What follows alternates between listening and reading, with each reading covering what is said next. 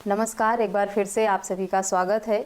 आज की वीडियो आप सबके लिए पत्नियों के फेवर में है, पति के खिलाफ है ये जजमेंट। ये वीडियो कर्नाटक हाई कोर्ट से आए एक जजमेंट पर बेस है, जो सीआरपीसी 125 के अगेंस्ट हाई कोर्ट में याचिकाकर्ता ने मांग की थी कि मेंटेनेंस का ऑर्डर खारिज किया जाए। डिटेल में जानकारी पाने के लिए इस वीडियो को अंत तक जरूर देखें। अगर मेरी वीडियो पसंद आए तो मेरे चैनल को सब्सक्राइब करके बेल आइकन को प्रेस करना ना भूलें, ताकि मेरे आने वाली सभी नई वीडियोज़ का नोटिफिकेशन आपको मिलता रहे।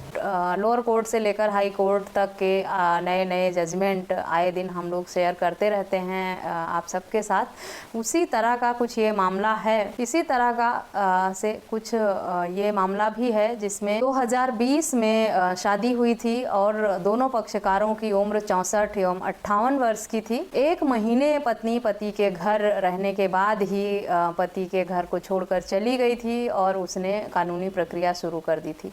कानूनी प्रक्रिया में जाने के साथ ही पत्नी ने तलाक की याचिका लगाई थी न्यायालय में, और साथ ही साथ 125 सीआरपीसी से मेंटेनेंस की मांग की। कुछ समय पश्चात पत्नी ने डाइवोर्स का पिटीशन जो था वो वापस ले लिया और 125 सीआरपीसी में पत्नी को 7,000 मेंटेनेंस देने का फैसला न्यायालय द्वारा सुनाया गया, जिसके खिलाफ पति हाई कोर्ट गया। वहाँ हाई कोर्ट का दरवाजा खटखटाया, वहाँ अपील की कि पत्नी सिर्फ 1 महीने ही साथ रही है और वो खुद घर छोड़कर चली गई थी, और साथ ही साथ उसने तलाक की याचिका लगाई थी और फिर वापस ले लिया था।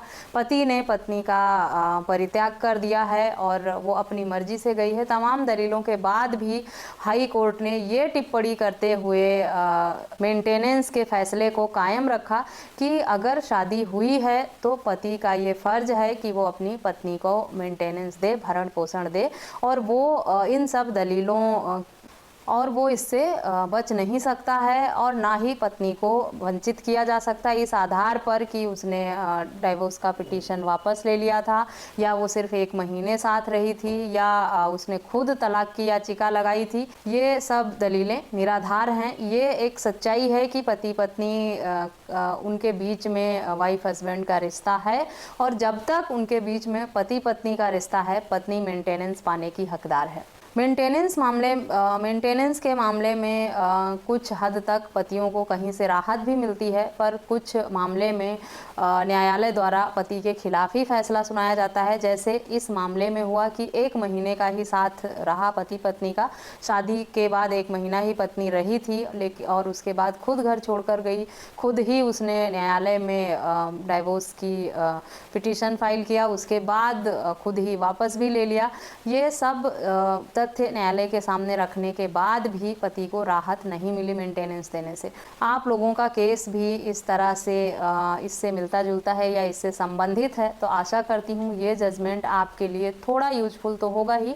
इसे पढ़कर आप अपने केस में इसका लाभ ले सकते हैं, या अवेयर हो सकते हैं कि अगर आपका मामला इस तरह का है तो न्यायालय का रुख किस तरफ होगा, या किस तरह का फैसला न्यायालय की तरफ से आ सकता है। आप लोगों की तरफ से मेंटेनेंस को लेकर और डाइवोर्स कैसे लिया जाए, इसको लेकर बहुत सवाल मुझे आते रहते हैं। इसीलिए जब मैंने ये जजमेंट पढ़ा तो मुझे लगा कि आप लोगों के साथ शेयर करूं।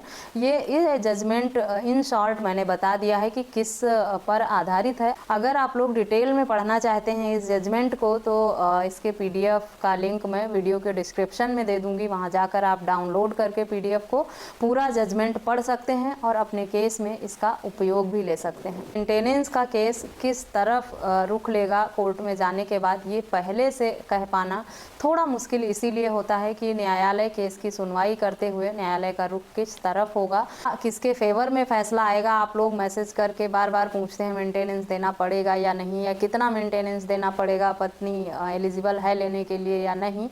तो ये सब बातें न्यायालय तय करती हैं, और इस तरह के जजमेंट से ही ये साबित होता है कि कोर्ट सुनवाई करने के बाद किस तरफ फैसला सुनाएगा, पति के हक में या पत्नी के हक में, ये पहले से कहना, ये पहले से बता पाना बहुत मुश्किल होता है। फिर भी ये नहीं कह सकते कि सारे फैसले पत्नियों के फेवर में ही होते हैं। इस मामले में सुनवाई करते हुए न्यायालय ने इस बात का हवाला दिया कि पति की जिम्मेदारी है, उसने शादी की है अगर, और जब तक वो पति पत्नी का रिश्ता है उसके साथ तक वो दोनों पति पत्नी हैं, तब तक पत्नी को हक मेंटेनेंस पाने का अधिकार है। लेकिन सभी मामलों में इस तरह के फैसले नहीं आते। कुछ मामले में पति के फेवर में भी फैसले आते हैं। पत्नियों को मेंटेनेंस देने से मना भी किया जाता है।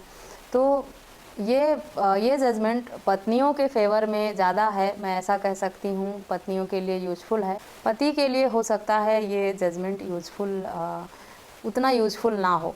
आशा करती हूँ इस वीडियो में दी गई जानकारी आपके लिए यूजफुल होगी। मिलते हैं नेक्स्ट वीडियो में, तब तक के लिए थैंक यू एंड बाय।